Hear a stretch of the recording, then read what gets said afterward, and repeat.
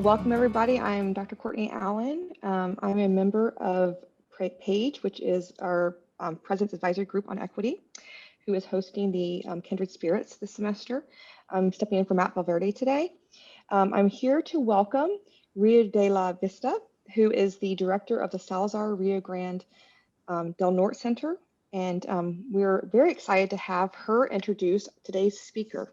So Rio, I will turn it over to you, and we will have a little bit of time for questions at the end. I think we go until 1 p.m. today. So keep your questions. You can put them into the chat if you'd like, and we'll keep track of them. And I think Jasmine's also asking for the 900 numbers in chat. So if you're here with us today, please put your 900 number into the chat for attendance purposes. That's for Adams State employees. So we might have some community members joining us too. That'd be great. Yep. All right, Rio, I'm turning it over to you.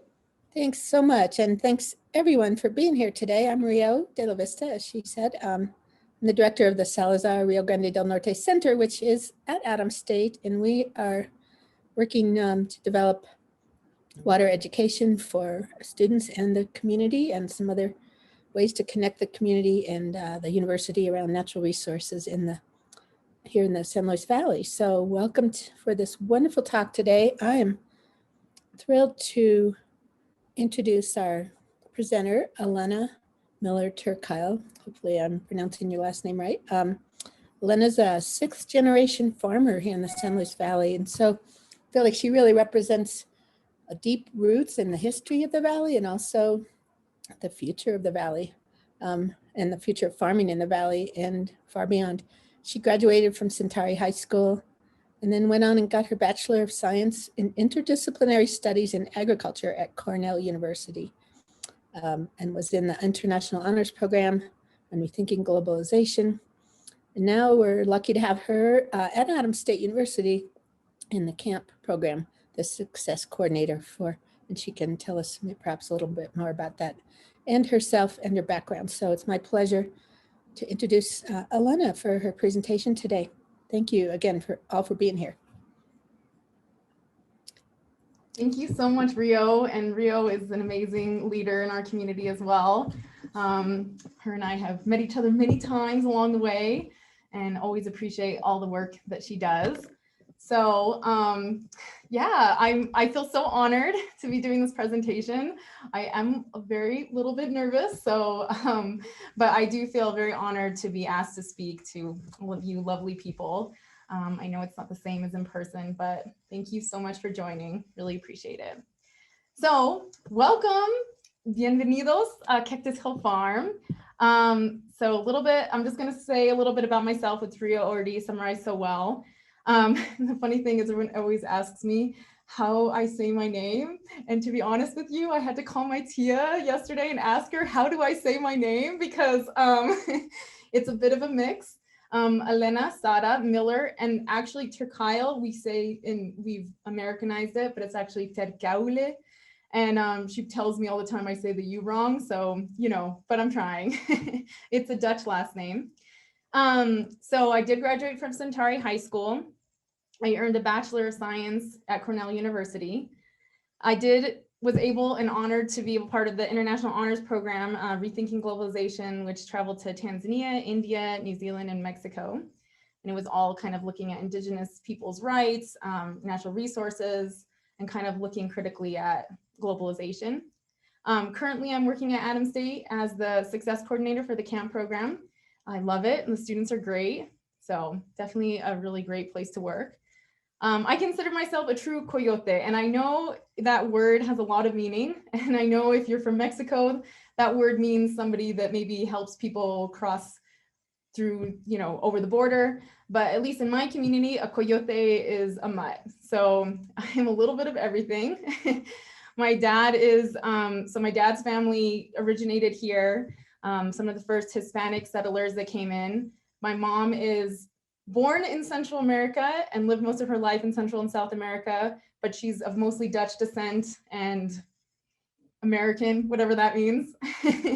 So, but we do have a little bit of everything: French, Irish, Native American, a little bit of everything. And I always call myself, I know this is a weird term, but a cultural chameleon, because I go hang out with my gente down in Capuline and I start talking like them. And over here in camp, I start picking up, the accent of the students. And yeah, I can also, travel to Europe, feel very comfortable in that sort of culture since my mom still has family back in Sweden and also the Netherlands. I'm a woman farmer. I like to work hard. And I also believe that real feminism is owning the places for women. So I love to cook. I love to sew and knit things and make things by hand. And most recently, I love being a mom. So I'm going to share a cute little picture of my little monster, Amalia. She's a cutie and so much fun. So before I start talking about the farm, I do want to give acknowledgement to the people who were here before my family came to the area. So the valley, the Southern Ute lived in the valley. They lived up in the Del Norte area, but also multiple different areas in the valley. Here's a picture from the Denver Public Library of a Ute camp near Del Norte. And they were moved in the 1850s to the 1880s to the Ute reservations in southern Utah and western Colorado. And also the Apache, Arapaho, Cheyenne, Comanche, Kiowa, and Navajo tribes used this area. They traveled through. It was a very sacred place for a lot of them. The Navajo consider this a very sacred area. So I did want to give acknowledgement to that. I also wanted to give acknowledgement to the part of my family that I don't know anything about. We do have Pueblo Indian, but because the Pueblo Indians were women, and also because it was kind of hush hush, they were very proud people of being Hispanic. I know very little about these family members. I know their names, and I know that they were from the Pueblo Indian tribes, but I don't know anything else about them. So. Okay, a little bit of history, and I'm gonna say it's her story because I'm pretty sure the farm is a girl. And also, I think it's important to acknowledge that there were women, and oftentimes stories are told about the men, and so owning that. Basically, the valley has had, it's an interesting history, I think, like Rio was talking about, a rich history. So in the 1500s, it was claimed for Spain. And I kind of know what my family was doing, at least to my knowledge during these times. I don't really know everything, but this is just the genealogy that we've done. So my family does have ties to some of the conquistadors, Cortez, some of the men that traveled with him are family members or ancestors. And then also the first families that started to come in and settle into the Southwest, into Santa Fe and Albuquerque. And actually in Albuquerque, it's really cool in Old Town. My tia showed me there's like one of our family names is there listed. So that's pretty cool, I think.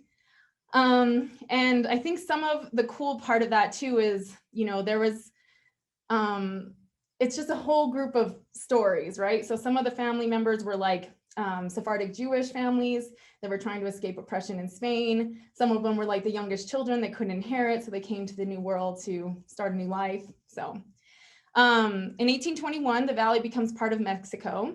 So my family in this time had kind of moved a little bit north into Nambe, New Mexico. That's kind of by Española, also family ties in Berlin, and also the Santo Domingo Indian Pueblo, as well as other places. So yeah.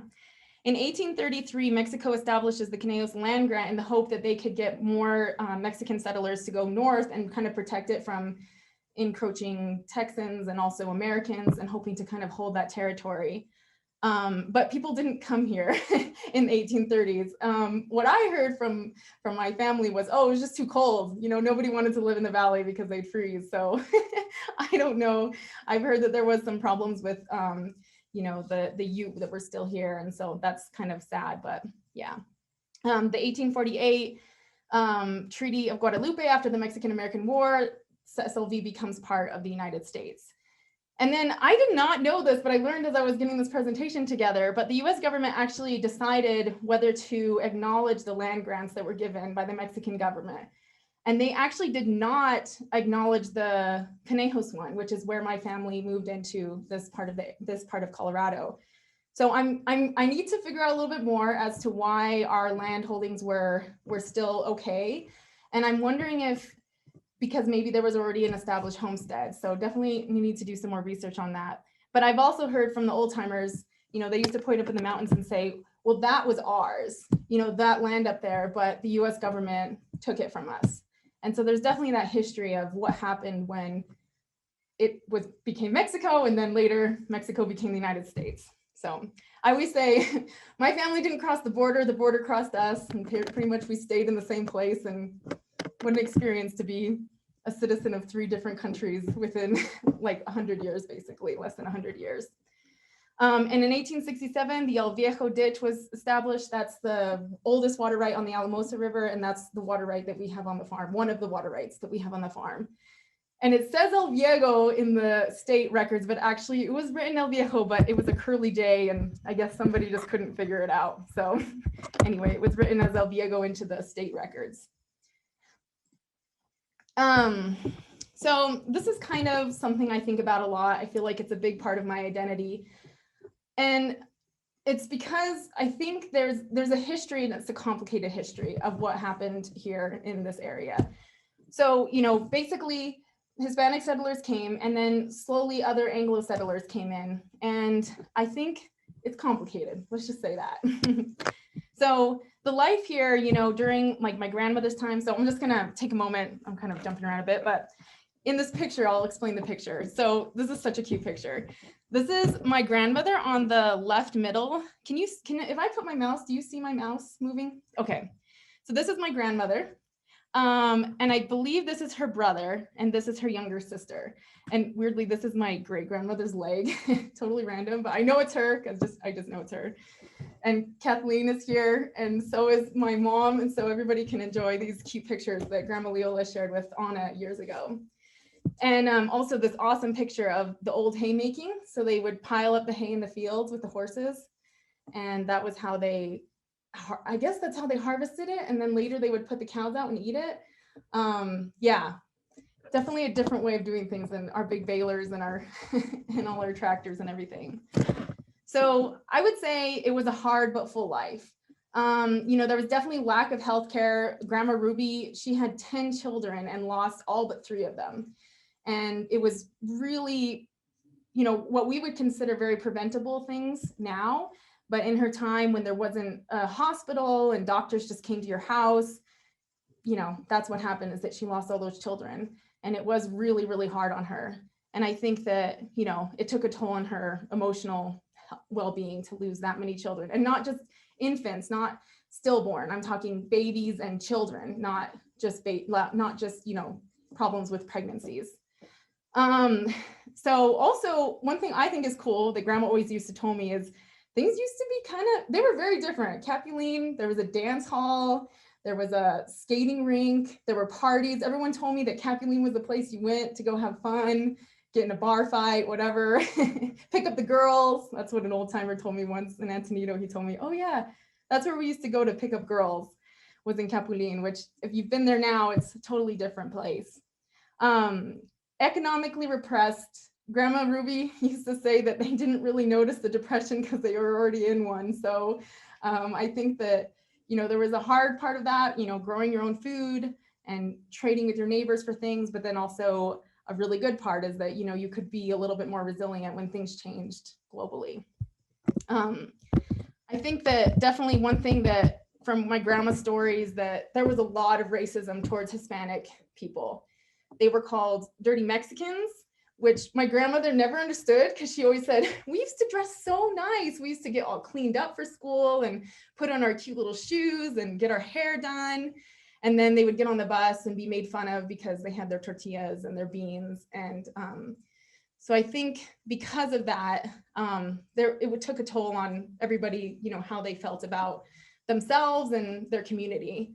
There was also systemic racism. Like, for example, lots of stories about, in Colorado water law, if you're the first one to register your water right, you're the first one to have that right. So it's basically first come, first serve, and then you get the first water. So for example, the number 1, which is the El Viejo, they get the first water. But of course, you went to go register at the courthouse, everything was in English. So a lot of the Hispanic people didn't register their water right.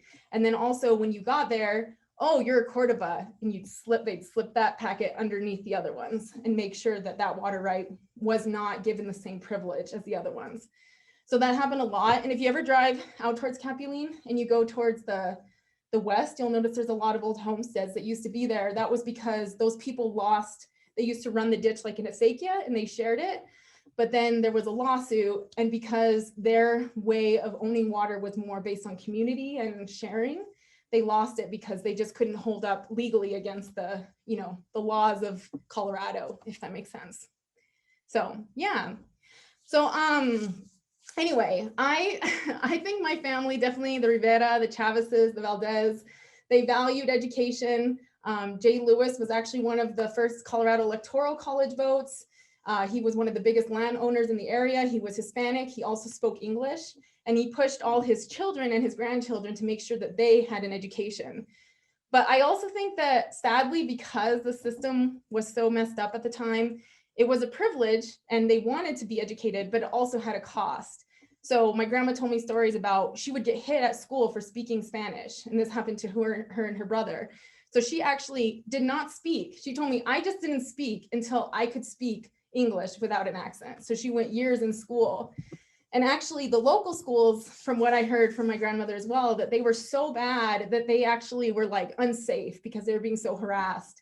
And so they took the Chavez family basically moved up to Denver, and also as they didn't have healthcare, they were hoping maybe if they could move closer to hospitals, they wouldn't lose the next, the youngest, which is in the picture, Margie, who was born. And so they moved to Denver and took their kids into boarding school. But, it was really horrible what they were going through in the boarding school too. I guess it was the better education, but it was still definitely being told that something was wrong with you. My grandmother told me she was afraid to teach her children to speak Spanish because she really didn't want to put them behind and hurt them in their education. And I also think something that I've kind of learned about recently, but passing as white. And I don't mean that I think my grandma wasn't proud of being Hispanic. She was. She talked about her family all the time. Like, she was so proud of her Hispanic heritage. But I think it was easier for her to just kind of to speak English without the accent. She also dyed her hair a lighter color. And I think it was just easier to pass, to just not have to have that explanation all the time and not be put into something that she, it was complicated. I would call her relationship with her culture complicated because she was very proud to be Hispanic, but also, she had been told her whole life that there was something wrong with that. So you could kind of see that play out in the way that my grandmother lived her life. There's also generational gaps. So that cute little girl in the picture, that's my Aunt Margie. She's, how old is she? 80, 81, 82 now. And she told me once, she said, my grandpa told her father, so my great grandfather, told her one day, if you can't speak Spanish to me, don't even bother speaking to me. And so basically they just never spoke again. And she was like 11 or 12, a really important age to be bonding with your father. And so, I think I get where he was coming from. He was probably concerned that his youngest daughter didn't know Spanish and he wanted to make sure she learned. But from her perspective, how was she supposed to learn it like that? Just overnight, suddenly being told that she couldn't speak to her father unless she spoke Spanish. And I think loss of identity, I think this is something that's generational. I think that community, a lot of the communities in the Valley suffer from this. I mean, for example, my dad's generation was not taught Spanish, and I was not taught Spanish. I had to learn it as I was older. And I think that's the norm. There's very few Hispanic families that are older Hispanic families in the Valley where the language continues generation after generation. And I think that identity too, about food, about culture, about how you do things is definitely, I think about this a lot because I wonder if some of the things that happen in our communities in Capuline are like that strong identity is missing, who you are and what you stand for and where you are in the world. So this is something I think about a lot. Kathleen, I love that you're here because she taught at Centauri, and I think sometimes education is a powerful tool, but it can be complicated. And I think we know this from the Native American boarding schools. We know this from our own communities, are we still being taught that education is needed to rise above our backwards communities? instead of being taught that there's value already within our communities. So I was gonna do a Jamboard activity, but I think I talked too long. So I think we'll just skip that, and we will have one at the end, and then also some questions. So yeah. So it's basically the question that I was going to ask is just, how do we make sure that we use education not to assimilate and colonize students of color? So I did have to show these cool pictures. This is actually Pueblo, old Pueblo. They called it Old Mexico before. So this is right when it became part of the United States.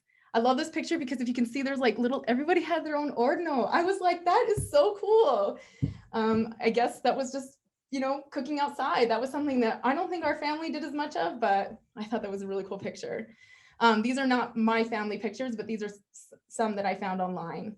And I love this picture too of the wool, because back in the day, most everybody was a shepherd and they carried their wool. They would put it on the train and they would ship it off to get made into products. And people were moving their sheep up into the mountains and then bringing back down. And the sheep were really a big part of how people were living here in the valley. This picture was taken in 1900, but even before that. So, yeah. Okay, so how to maintain a farm for the generations? I think that's a big question. I think there's lots of challenges and lots of possibilities. So I took some cool pictures up here. This is me and my parents, and my dad and we co-run the farm, and here's us out here checking those are the sheep out there behind us.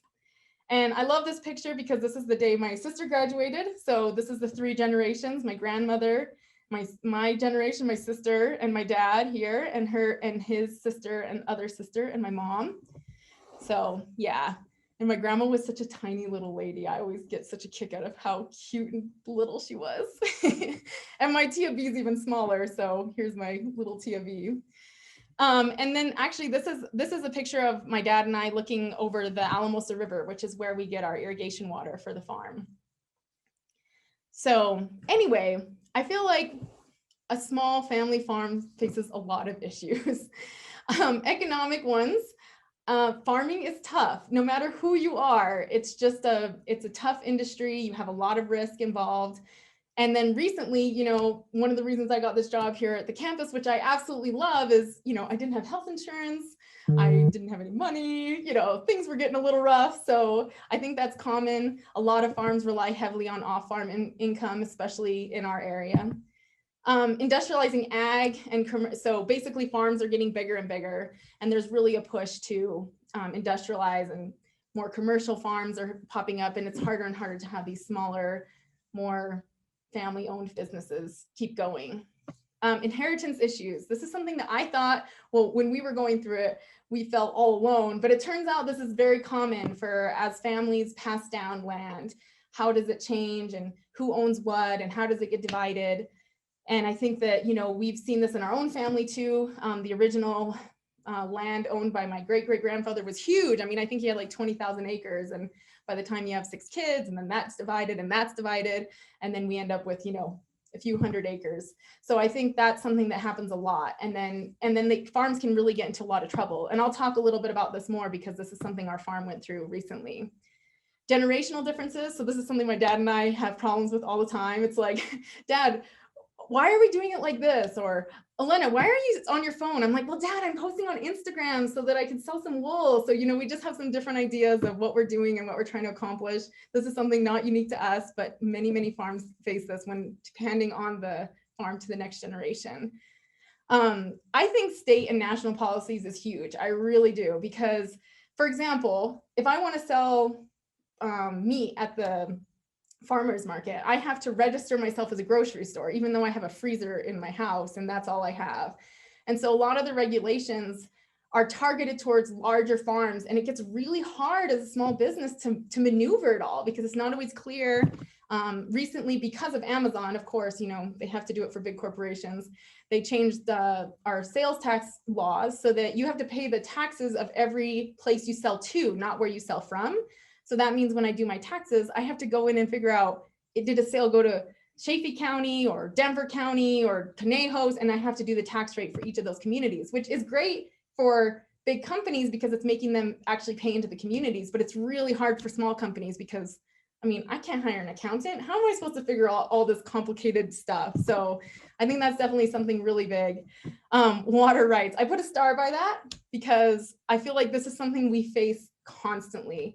And without water, this farm does not exist. You know, we have to have that water. Crops don't grow. It's not like, you know, lots of places. When I went to school in New York, it was like, oh, you plant a seed and a plant grows? Like what? Out here, you have to plant the seed and then you got to take care of it. And then you got to make sure the wind doesn't kill it. And, you know, and you got to water it all the time. And so water is huge. And I think how state legislators decide the future of water really has an effect on historic water users, because we are dependent 100% on a natural system. If it does not snow, we do not have water, and we don't have the option of push a button and there's water. But I think historically that hasn't been acknowledged, and it's been hard to kind of have that argument on a state level. And then of course, Somerville Mine, which is the Alamosa River, was huge. I mean, basically killed the river, and irrigation structures are constantly corroding and falling down, and water quality has just really decreased on that Alamosa River. So those are some of the things that I think really affect us and things to work on. And then climate change. I mean, we don't know. We're walking into the unknown. We don't know if it's going to get hotter, colder, wetter, drier. I mean, we have some predictions, but it just depends on every microclimate of an area. So that can really change, especially as a farmer. You're so dependent on those natural systems. You're so dependent on the water and the historical water. And so, you know, what is going to happen with that? And then I think other environmental degradation issues as well really affect us. I mean, what's going to happen with the beetle kill? What's going to happen to our watershed? We have a lot of beetle kill. We have a lot of issues there. So, you know, I think being a farmer is like, it's kind of, you don't get the paycheck always at the end of the month. You don't know what's going to happen next. And it is a little bit of a balancing act, and you never know, you know, it's like I said, it's a high risk industry. Okay. So I have to tell you about our recent history, which I always like to say we turned a negative into a positive, because I think it was a big accomplishment and I'm very proud of ourselves. So when my grandmother passed away, she was trying to be equal, which I love that she was trying to be. I mean, I love that woman to death, and she was an amazing woman, but she decided to give 50% of the farm to my dad and 50% to my uncle, who hadn't been there for like, since he was a young person. When he was 17, he left. And the buyout was between $500,000. Or on the good end, it was like 300,000, which we were like, either way, we don't have that kind of money. So, or we could split the farm up, which I really didn't want to see happen, because right now we own about 400 acres, and you know, the water rights have to kind of act together. You know, we can't just like keep dividing it up and expect that it's still going to work the same. So we decided on the buyout option. We didn't have the money, but we had some really amazing people we got to work with. Rio was one of them. We put the farm into a conservation easement, which basically means never, ever can it be subdivided, and it has to be a farm forever, which I'm like, that to me, that's an accomplishment. That's awesome. It always has to be devoted to farm activities, and it can't be turned into like a subdivision or some sort of industrial thing. We also rented a water right to the city of Alamosa, which is one of the only of its kind. A lot of the time with water rentals or sales, you buy the water and then you drive the land it was on. We basically said, nope. We don't want to dry up the land. We want the water still pass to the farm. We want to make sure we keep that historic water use there, but we're okay with it doing something different. Like, it doesn't have to go to crops. And so basically we were able to develop something where the water stays on the farm, it goes into recharge ponds, and then it also goes back into the river, which I'm like, that's also great, because we do want our river to be running water whenever we can. So yeah, so new ideas and revisiting old traditions. So this is kind of what the farm does today and the products that are coming off of it. We do raise the grass-fed lamb. My dad thought I was crazy, but I convinced him. He had sold the sheep when he was younger. And I was like, we should get sheep, you know, because they do really well out here. And it's part of our cultural traditions. And I just love the idea of raising our own animals and having our own food. And another part that I absolutely love is the wool products. So I actually brought a little bit of the farm with me. I'm wearing my my sister made this out of one of my sheep. It's a cool little shawl. And so yeah, so I convinced him to get back into sheep. So we do the grass-fed lamb. We also do wool products. So I don't do as many finished products just because that requires me knitting a lot, which I don't get around to, but we do yarn and roving and fleeces and stuff like that. So here's a picture of some of our wool products, some fleeces. This one won Grand Champion at Taos Wool Festival. And then we also do organic hay, and we are so excited about this, but we're going to start launching into some specialty grains. So we're going to be doing some emmer wheat, which is an ancient grain, and also some hard white, which is just a regular, like a bread grain, bread wheat. Yeah, sorry, sometimes I have problems speaking. So where we sell, we directly sell at the farm. We sell at the Alamosa Farmers Market and other farmers markets. We also do fiber shows. We are also on Facebook and Instagram at Cactus Hill Farm, and our website is cactushillfarm.com. So you can check us out. So I want to talk, that was us. I want to talk a little bigger picture, and then I'm hoping we can just kind of have more of a discussion.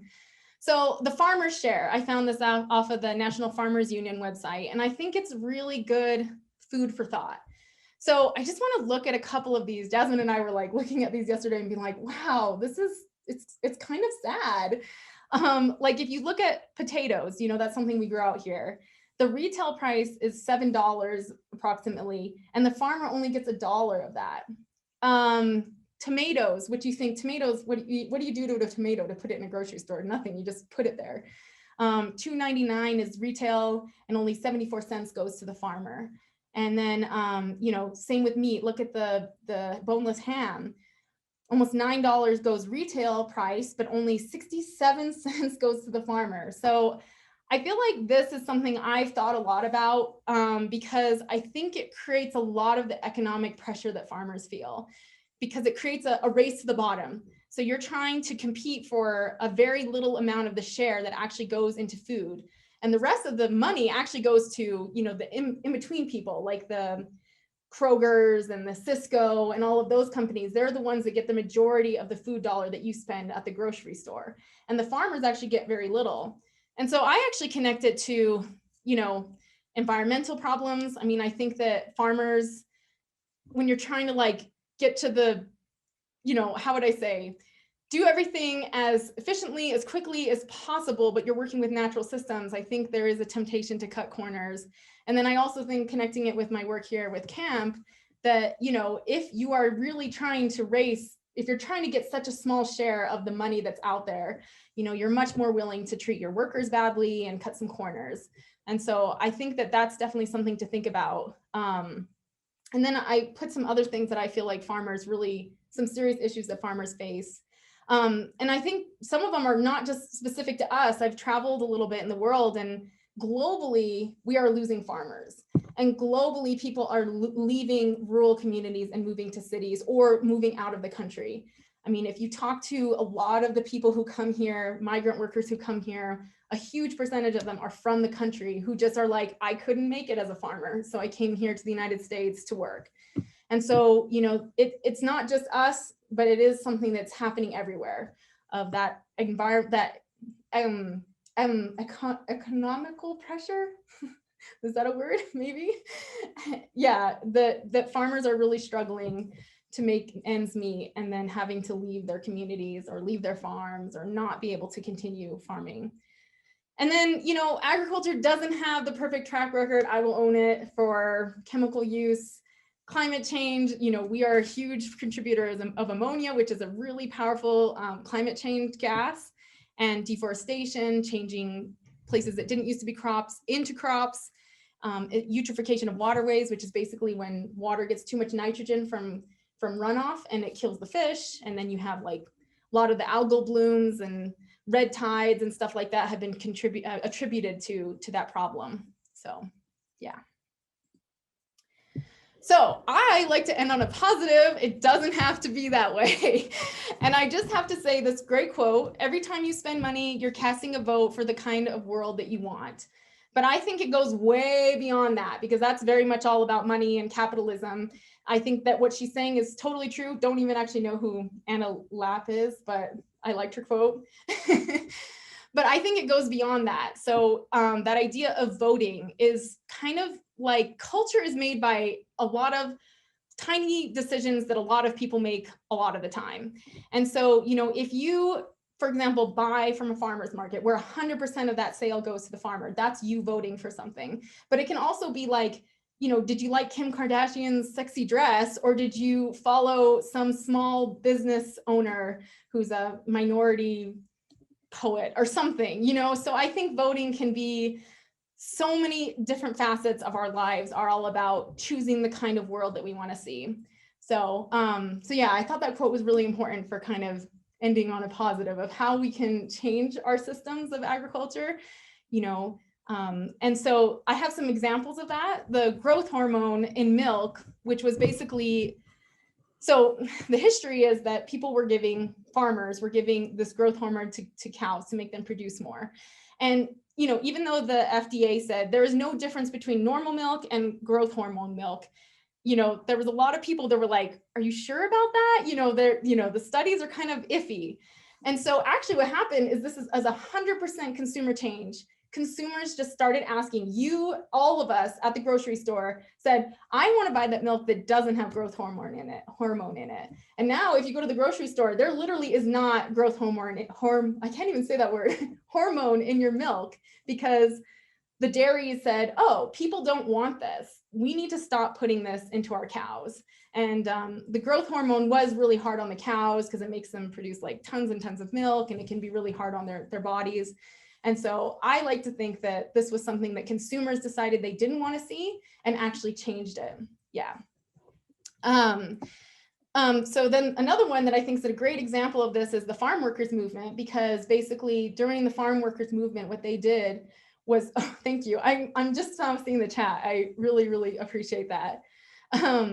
So during the farm workers movement, they would basically boycott like companies that were not treating their farm workers well. And it worked. And it still continues to work, is that when we hear something, oh, that lettuce company is not treating their farm workers well, that potato company is not treating their farm workers well, you know, us as consumers can say, okay, I'm not going to buy from you because what you're doing is wrong. And it has a serious impact on how that company decides to go forward. I think another great example is during Black Lives Matter, I was doing tons of research on like, how can we all help this movement? How can we as non-Black people, you know, people who maybe have busy lives? And one of the things that it said and was high on their list was support minority businesses, support businesses owned by Black people. And so I think that applies to anything. You know, if you want to see more minorities owning businesses or being farmers or whatever it is, you know, buy from them, support those people. And I think it doesn't just have to be money. It can also just be allowing those people to have a voice, listening to them if they have something come up, support them on something. So I don't think it has to all be about money, but I do think that's a great concept of how we can act for change in the world. I put the farmers market in because I think it's a great way to think about how to buy differently, how to buy our food, and how to buy differently from our communities. But basically at a farmer's market, there's very little overhead. It's directly to the farmer. They take those sales home and go home with that money. Versus if you buy at the supermarket or something like that, basically that money goes through all kinds of different distributors. Then also cooperatives are a great idea. Organic Valley, there's a whole bunch of really bigger cooperatives that have helped farmers negotiate prices and then also come together to have a little bit better system so that they can have a little bit more money in the pot. And I have to say a like awesome spiel about the Valley Roots Food Hub. If you don't know what they are, check them out. They're right here in Mosca, so they're very close. And what they do is they actually buy products. The farmer sets the price, so they don't negotiate that the farmer has to go lower and lower. The farmer sets the price, they buy the product, they put it in boxes, and they sell it to you, the consumer. And then they take a very small percentage for themselves. So it's actually like a really great model. It helps farmers because one of the things about being a farmer is you don't have time to be driving around getting product to everybody. And so the Food Hub is a really great way for farmers to like still get that great price, get more of that food dollar, but then it goes directly to the consumer, and it doesn't have to be like the farmer has that extra work. So I think ask questions and get informed. Like, you want to know what's in your food? Ask. And I think it's hard. I know we're all busy. I know we have a lot going on, but I do think that this is really important for how we're going to have a better food system. And I think it applies to clothing too. I mean, a lot of us are wearing polyester, which is a petroleum product. So if you're worried about climate change, that's something also to start thinking about, is like, are you getting, you know, I mean, because I work with the fiber stuff, not just food, but also other products that come from the farm. And then, because I was talking about how depressing farming was, but I just have to say carbon, carbon, carbon. It sounds cheesy, but basically the Rodale Institute, which is the organic no-till gurus of this country, have basically said that if farmers start putting back organic matter into their soils and really taking care of their soils, you can sequester like 80% of the world's carbon in soils and actually improve soil quality. So my background's in that. And so I think that's something I think about a lot of, like, not just asking farmers, how do you treat your animals, but also how do you treat your land? What are you doing for your soil? What are you doing for your water? So that's kind of my take home message, is just that, we vote every day. And so we can all use that vote to be a really powerful agent of change. Yeah. So Jasmine, if you don't mind, if you could put into the chat my Jamboard activity. I just wanted to have a little brainstorming of like things that we can do to vote for a more equitable world. And I actually want to say equitable, not just for people, but also for our wonderful Mother Earth who takes care of us every day. So what do we do to treat our rivers better and our soil better and our people better and our planet better? So if Jasmine, if you want to open that up, and then, oh, you got the link in there? Okay, cool. All right, so if you haven't done a Jamboard, let's see, I think, can you see it now? Can everybody see my Jamboard thing? Yep. Okay, good. Yeah, so basically there's sticky notes on the side right here, and you just write what you think, and then you stick it on there. So I'm gonna let everybody do that for a few minutes and have a little bit of brainstorming, and then I hope we can open it up to questions and unmute yourself. And if you have any thoughts or questions for me, I would really like to hear them. Did everybody find it? I think we're just on view only. Can you turn it over to share up there in the right? Thank you. It says anyone, as long as you have the link. I think you need to go to the link. I just updated it, Elena. So you guys might have to do a refresh. I need to do a refresh? Not you, but everybody else who already joined. I'm Okay. good now. Thank you. Refresh. Yeah, because I couldn't see the sticky. I was trying to do something different, and I need her technical skills. Is it working now? Yes. Okay, great. Yay, buy local, totally. Yay, yep, volunteer. Yay, I'm gonna start spreading these out because these are like really good. These are really good. Yep, get informed, I agree, totally. Yep, get to know your farmer. I think farmers get demonized a lot for, certain things that are not necessarily what they're trying to do. Yep, exactly. Yay, oh, these are so good. Whoever said menu, plan, cook your own meals, that's one of the things I think about a lot that we can all do, is just sit down and share a meal, that's home cooked and made from things that we know were grown with integrity. Yep, I agree with that too. Oh, these are great. Yep.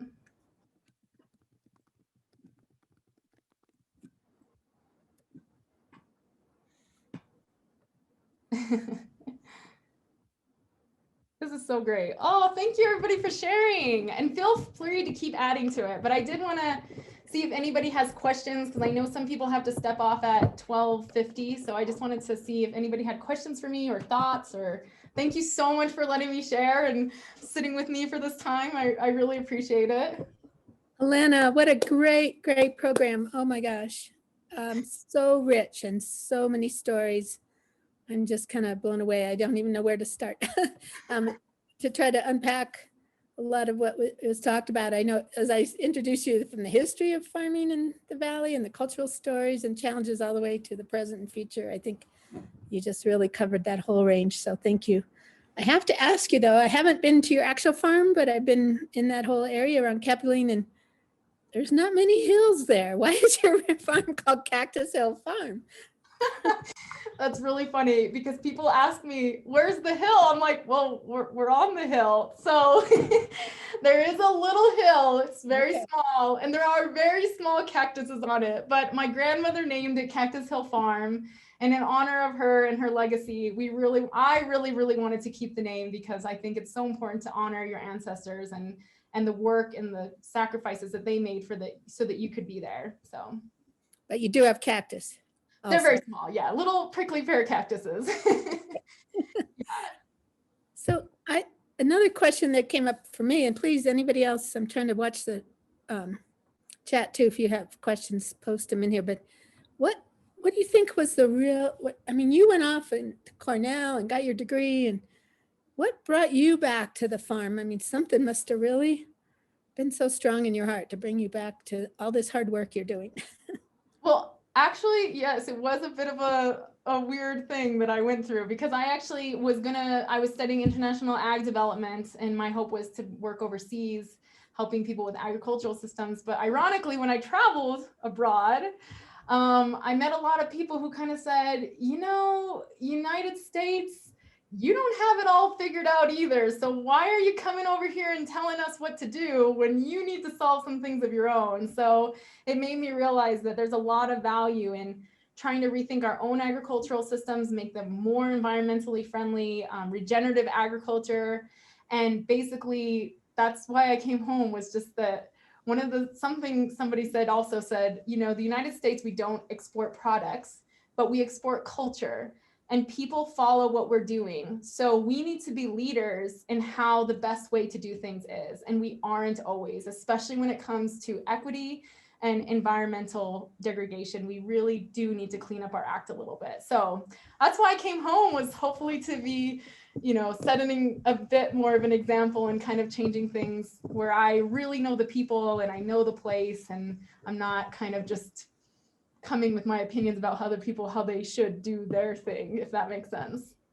Total sense. I experienced a similar thing myself in some travels to Africa. I was like, who am I to tell them anything? We have so much we need to improve here at home. So really relate to that. So I'm trying to, if you have any questions, please put them in the chat box for us, because we love to get questions from you. There was some good discussion going on in the chat while you were presenting about I think Dr. Lovell asked why in that chart you showed about the percent that goes to the farmer, and that dairy was a pretty high percentage. But Yeah. I think that, there are some things that maybe are a little out of that break the pattern a little bit, but I think the generalization is pretty strong. That Deanna answered that the farmers grow the hay and feed it to the cattle. So maybe there's more with that term vertical integration in a dairy than there might be on some other kinds of farms. What's your thoughts on that? That's a possible explanation. I don't actually know. I don't know a lot about all the different industries. One thing I do know about the dairy industry, though, is there are very, very many successful farmer cooperatives within the dairy industry. And also the dairy, what is it called? Because how there's like the beef association, there is a dairy association too. They definitely have a pretty active lobbying part of their industry. So maybe they've been able to kind of push for some changes, but that's just my opinions. I don't actually have any grounding for that, but I appreciate Dr. Lovell pointing that out, because I do not know. One of the things with that is that the dairy industry is subsidized by the government. And so that could reflect some of the differences as well. Great. Thanks, Deanna. Thank you, Deanna. And Deanna also is a farm lady over there. Woo, woo. So much, Deanna, for sharing. We love you guys. We love your mom. Definitely allies. Yep. My mom is here too. She's a crop consultant for the Marquis. And so it's just a little happy farm world over here. You all have great experiences to really integrate with our ag science program that we have, the collaborative with CSU Fort Collins, and with our own food studies program, which Rio mentioned that. So I hope you all connected with with those opportunities to help our students learn this stuff as well. So it's very informative. Well, and Dr. Lavelle, if I can say something to that, I so appreciate Adams State supporting agriculture, because prior to us adopting this, our students would leave to go to CSU to get agriculture, and then they wouldn't come back. And so what we're doing here at Adams through your leadership has just really helped integrate agriculture better into our community. So thank you.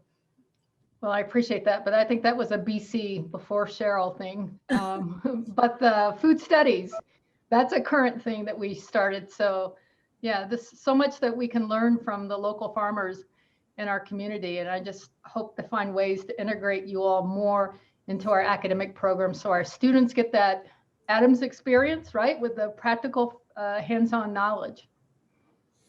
Well, thank you. That pretty much sums up why I was so excited to have Elena talk with us today, because she brings all those things together in one really amazing individual. So, and some of that's showing up in the chat here too. I see a question from Christy Bodie.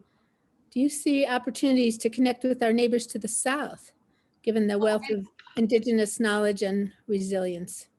Yes, and I just have to bring up my sources really quick, because Christy Bode is one of my amazing friends, and she has done all the photography on the farm that you saw in the presentation. And I just love her because she comes out and just hangs out on the farm, and really appreciate you, Christy. You're amazing.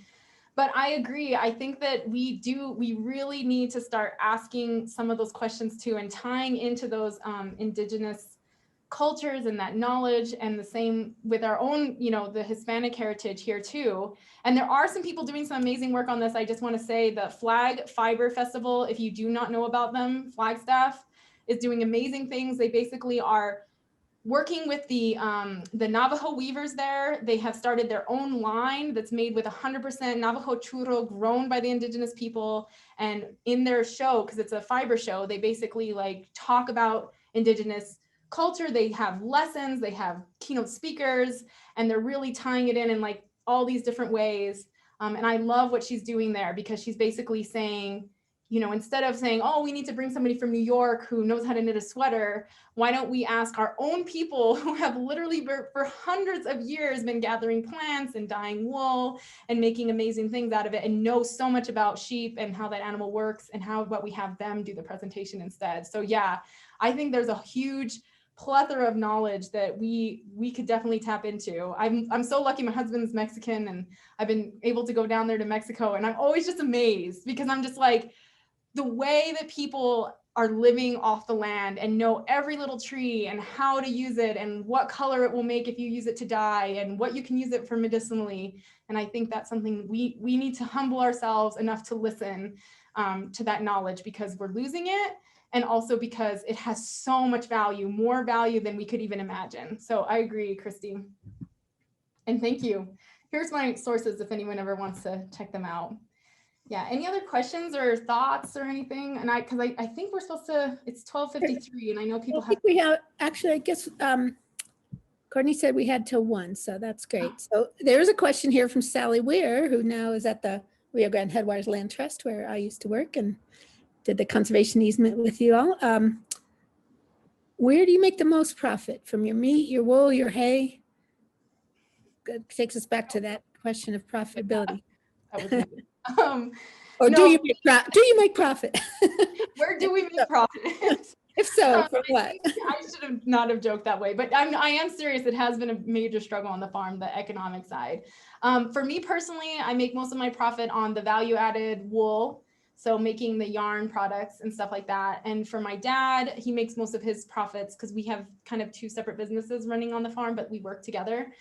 He makes most of his profits probably doing hay sales, and then the lamb sales are also a big part of it. So we're hoping the specialty grains, because we've actually kind of lost our hay market a little bit. Big dairies don't want small, yeah, thank you, Sally. What profit? No.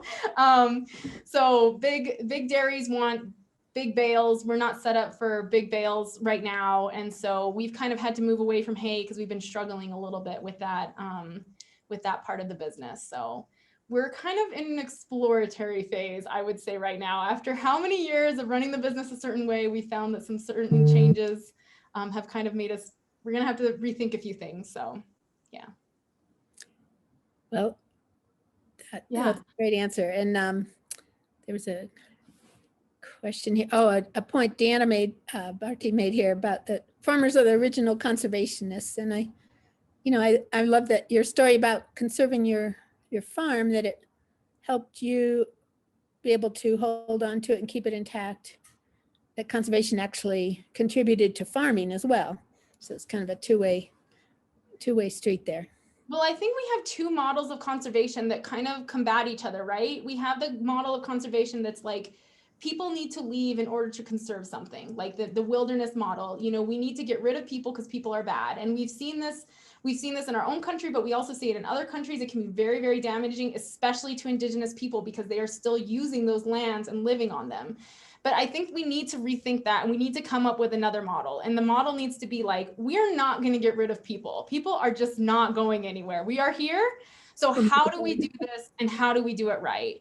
And I think that is where it's going to take, we're going to have to include the ranchers and the farmers in the conversation, because we can't just tell them, hey, you're bad, you need to go. And that's the only way we're going to keep our environment safe. We need to figure out a way to say, okay, farmer, rancher, how do we do this together? So, yeah.